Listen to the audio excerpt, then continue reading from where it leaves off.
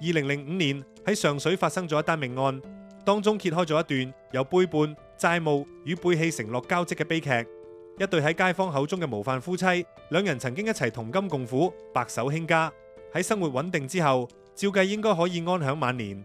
點知男主角有錢就身痕，佢除咗包二奶之外，更不斷講大話去呃老婆借錢俾佢揮霍，最後令到婚姻破裂。而引爆悲劇嘅導火線，竟然係兩張寫住俾最心愛嘅人嘅迪士尼樂園門飛。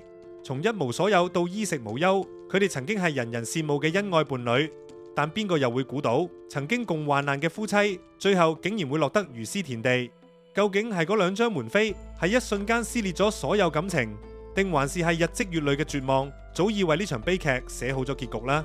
大家好，歡迎嚟到 Z 檔案，我係重案調查員伍 Sir。今日為大家帶嚟嘅案件就係迪士尼門飛奪走嘅愛情童話。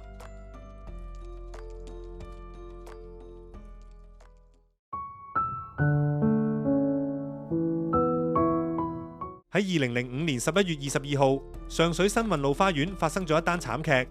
當時目擊者林伯，佢見到一個女人攞住一把大約20厘米長嘅利器，揮向一個男人右邊嘅頸部，而呢個男人就揞住傷口，行咗2步就不知倒地。而呢個女人就將手上嘅利器抌喺張木凳上面，就轉身走咗啦。今日呢單案件嘅男主角係文全基，佢嘅花名叫叉燒佬。案發當時49歲。佢因為頸部受到嚴重傷害，當時嘅情況非常危險。而案件嘅女主角正正就係佢嘅老婆莊月蘭。佢喺案發當時47歲，而喺事發大約16分鐘之後，莊月蘭就喺粉嶺家福村福安樓嘅15樓走廊一躍而下，結束佢悲傷嘅一生。當警方趕到現場嘅時候，證實莊月蘭已經當場不治。警方喺佢留低嘅手袋入面揾到一封佢嘅絕筆。隨後，莊月蘭嘅遺體被送去殮房檢驗。而據傳就係喺呢個時候發生咗一件令到在場所有差人同法醫都毛管動嘅事，因為法醫發現佢雖然已經氣絕身亡，但係佢嘅右手竟然緊握住一個染成紅色嘅信封，而且無論點都唔肯放手。法醫試咗好多種科學嘅方法，都始終冇辦法令佢鬆開。而負責呢單案嘅重案組總督察黃國安，佢見到呢個情況就問法醫話：仲有冇其他方法可以令佢鬆開手呢？因為佢手中緊握住嘅信封可能係一條極之重要嘅線索。法醫微微苦笑講：我已經試過晒所有科學嘅方法都冇效，不如我哋試下中國嘅傳統方法。法醫講完之後就慢慢咁行埋去，然後眯埋雙眼，雙手喺胸前合十，跟住口中念念有詞。而喺過咗幾分鐘之後，法醫擘開對眼講咗一句：得咗，傳統嘅方法果然有效。於是黃國安就行近去法醫身邊，佢見到喺台上嘅莊月蘭竟然真係張開咗緊握住信封嘅右手手掌，跟住法醫將信封攞起，然後見到信封嘅封面用藍色原子筆寫住幾個字：俾最心愛嘅人。當佢哋打開一睇，裏面就只有2張迪士尼樂園嘅入場門券。與此同時，喺莊月蘭手袋裏面揾到嘅嗰一封絕筆，裏面嘅每一字每一句都係一個賢惠妻子被無情老公同二奶逼到絕路嘅悲歌。莊月蘭喺信中寫道：本來有個幸福家庭，我好愛老公，可惜老公包二奶，搞到成頭家散晒，好唔開心。老公問人借錢又唔還，要我一個人孭晒，我覺得好大壓力，好唔開心。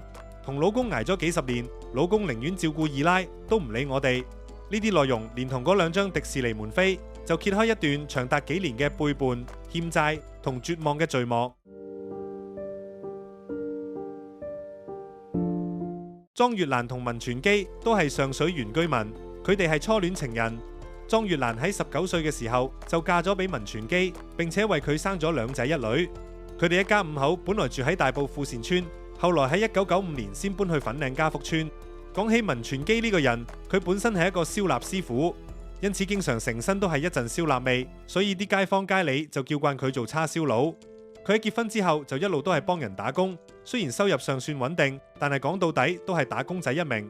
而好景不常，喺1999年受到金融風暴嘅影響下，佢哋2公婆都冇咗份工，而人到中年加上經濟唔好，喺失業之後再出去揾工嘅話，真係可以話係難過登天。佢哋仲有幾個未讀完書嘅仔女，而生活費、書簿費、屋租，樣樣都係錢。所以如果再係咁樣落去，冇收入嘅話，就肯定會坐食山崩。於是2公婆商量咗好耐，最終佢哋把心一橫，決定不如自己創業搏一搏。咁到底做咩生意好呢？文全基覺得自己係一個燒臘師傅，所以就決定自己開一間燒臘鋪，希望可以由打工仔搖身一變做老闆。但係開鋪係需要本錢嘅，咁啲錢喺邊度嚟呢？所以佢哋為咗籌集本錢，文全基就用老婆個名向親戚同財務公司借咗幾十萬。卒之，佢哋喺嘉福村街市開咗一間燒臘店。開咗鋪之後，佢哋兩公婆真係好勤力，每日天未光，差唔多喺凌晨3、4點嘅時候就要起身準備醃肉、燒製，樣樣嘢都親力親為。而莊月蘭唔單止喺鋪頭勤力做嘢，而且佢份人賢惠善良，又識得待人接物，見到街坊都會打下招呼，傾多兩句。所以久而久之，就幫燒臘店儲落唔錯嘅口碑同埋人緣。而燒臘店嘅生意亦都越做越好，每個月扣除分期還債嘅開支之外，淨收入都相當可觀。一家人嘅生活總算步入正軌，佢哋亦都被街坊叫做模範夫妻。文全基亦因此喺社區小有名氣。喺2002年，佢就因為插手同黨欺凌保安員嘅事而受傷。呢件事經媒體報道之後，叉燒佬喺一夜之間就更出名啦。佢變咗成條村嘅英雄。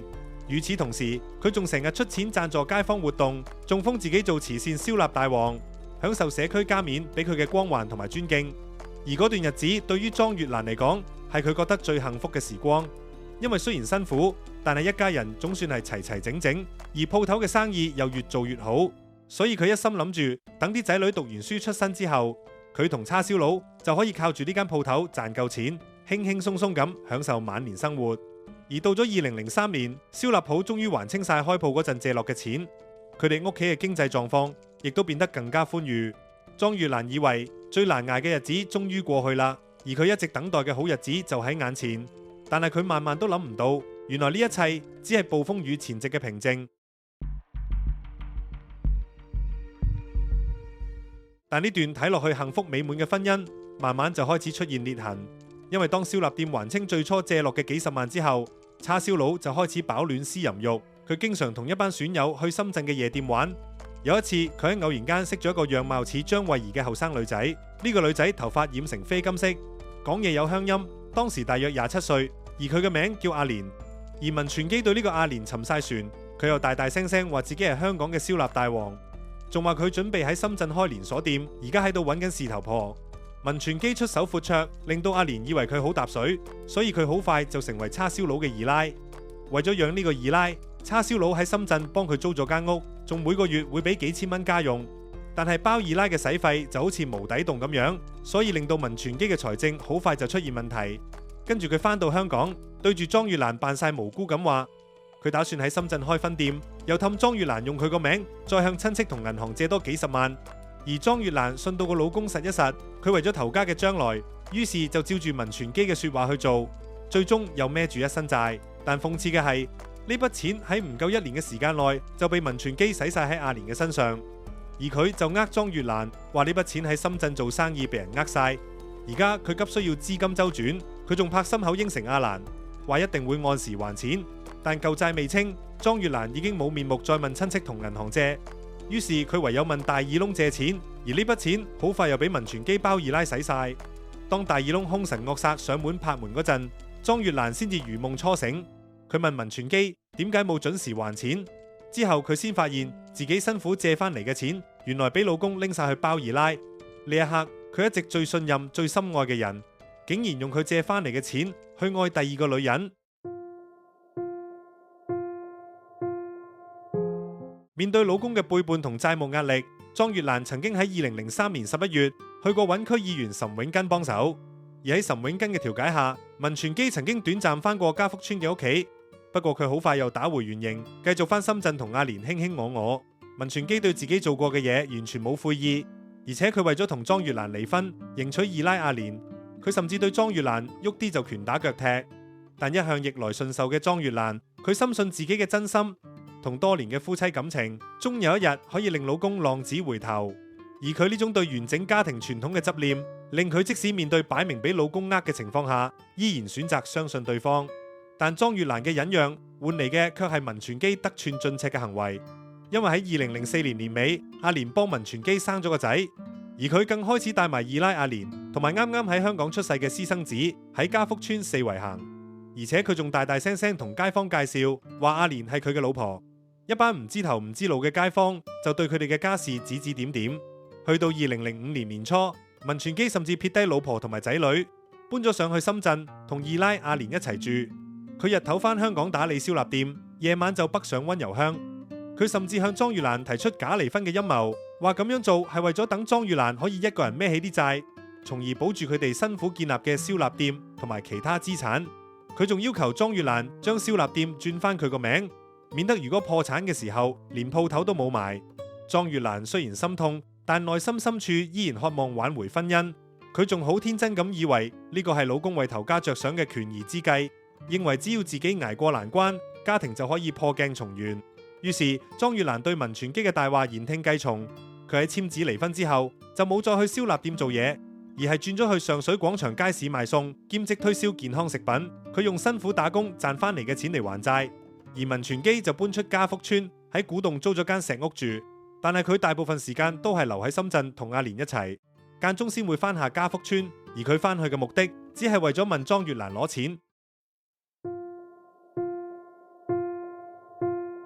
文全基心中所打嘅如意算盤係等莊月蘭搞掂晒啲債務，再冇利用價值之後，佢就會正式娶阿蓮過門，等佢名正言順做燒臘店嘅事頭婆。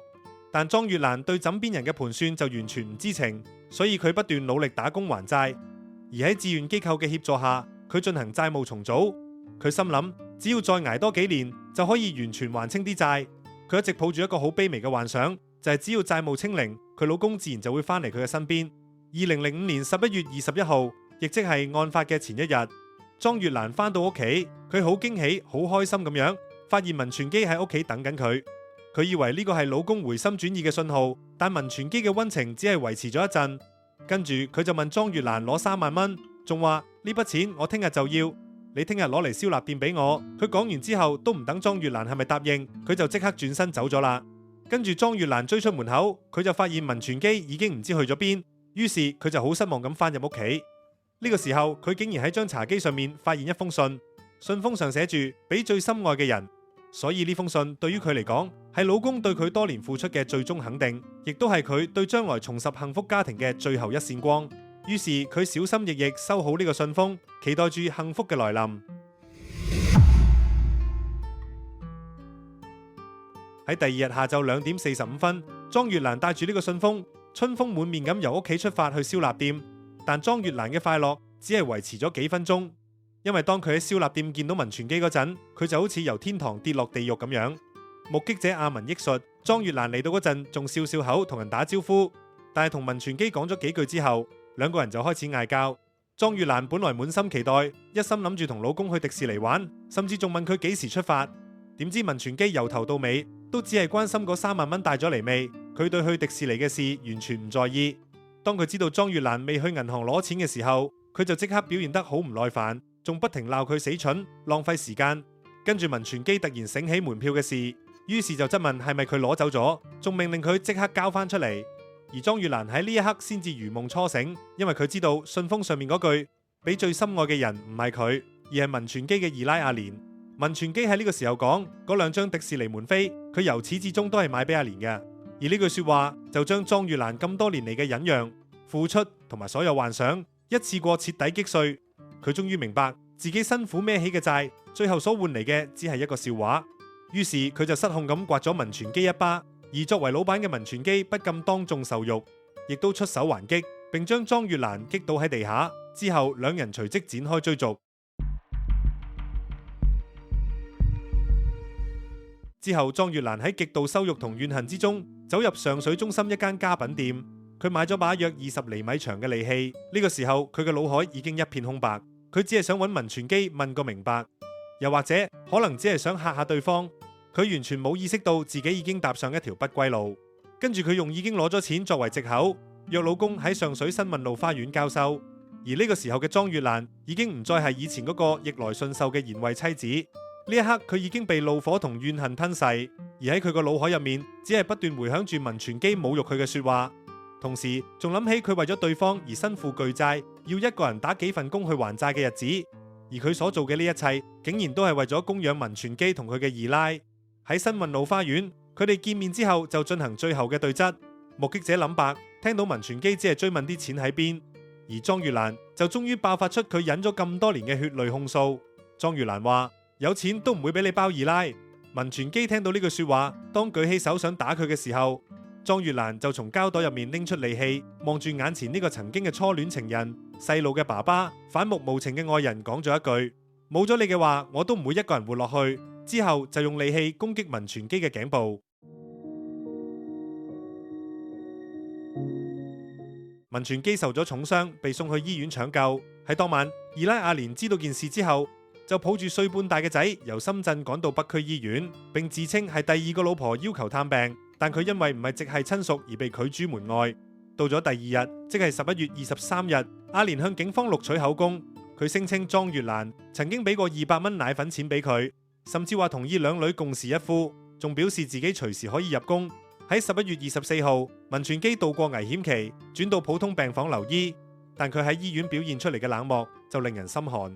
因為佢不但冇為老婆嘅離世而流過一滴眼淚，反而佢喺病房入面不停打電話俾阿蓮，而且仲細聲講大聲笑。